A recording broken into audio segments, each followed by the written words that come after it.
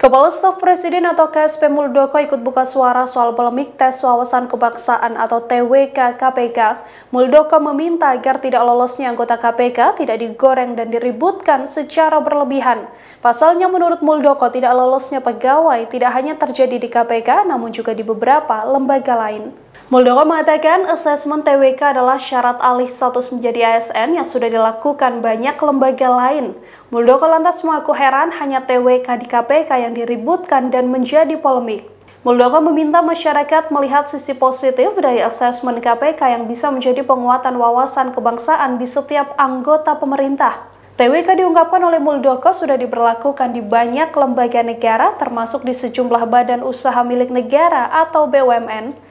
Kemudian Muldoko juga meminta agar polemik TWK ini tidak terus digoreng oleh publik. Ia mengaku khawatir masalah ini akan keluar dari substansi permasalahan yang seharusnya.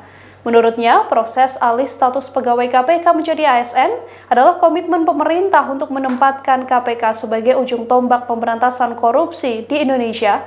Seperti diketahui, sebanyak 51 pegawai KPK yang sebelumnya tidak lolos TWK akan dipecat dan tidak lagi bergabung menjadi anggota KPK. Sementara 24 lainnya diketahui akan dibina dan dibimbing agar bisa mengikuti seleksi TWK lagi. Kebijakan tersebut diambil setelah mendengar hasil penilaian dari asesor. Yang sempat menjadi polemik haruslah dilihat sebagai bentuk dari penguatan wawasan kebangsaan setiap pegawai pemerintahan. Kalau enggak ya kita hanya melihatnya dari satu sisi gitu. Karena selama ini sebenarnya sudah berjalan dan tidak hanya ranah KPK saja, tetapi seluruh mereka yang berproses atas alih status menjadi ASN di semua lembaga. Sekali lagi bahwa ini sebenarnya sudah berlaku di semua lembaga dan termasuk juga di kalangan BUMN. Soal tidak lolos uji TWK sebenarnya tidak hanya di KPK, tetapi juga di lembaga-lembaga lain pernah terjadi seperti itu kondisinya. Bahkan di BPIP juga ada. Ya, begitu tes TWK mereka ternyata tidak lolos. Kenapa itu tidak ribut? Kenapa yang di KPK begitu ributkan? Gitu. Selanjutnya, begitu pula dengan mekanisme tes wawasan kebangsaan yang jadi perdebatan, harus dipastikan disusun dengan lebih baik.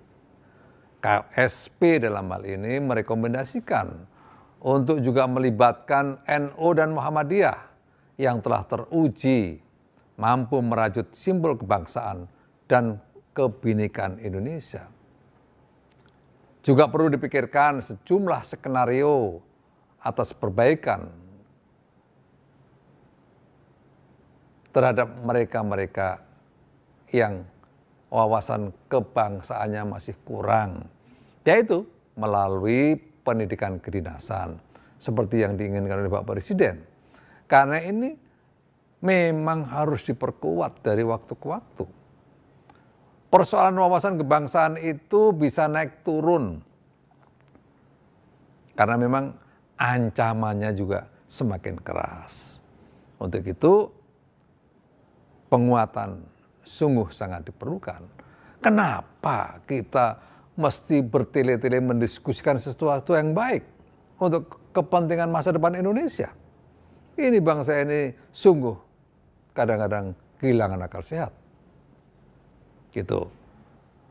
Nah, terakhir saya juga ingin menyampaikan bahwa sebaiknya kita sudahilah energi negatif dan praduga yang tidak konstruktif terhadap KPK ini.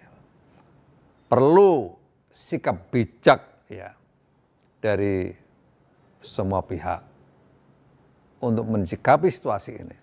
Kita tahu bahwa ini sudah final, KPK harus terus diperkuat oleh siapa? Oleh kita semua.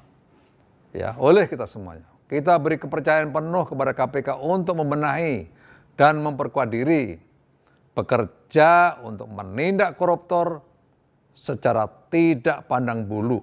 Demikian Tribun News Update kali ini, nantikan informasi terbaru lainnya hanya di tribunnews.com. Terima kasih sudah nonton.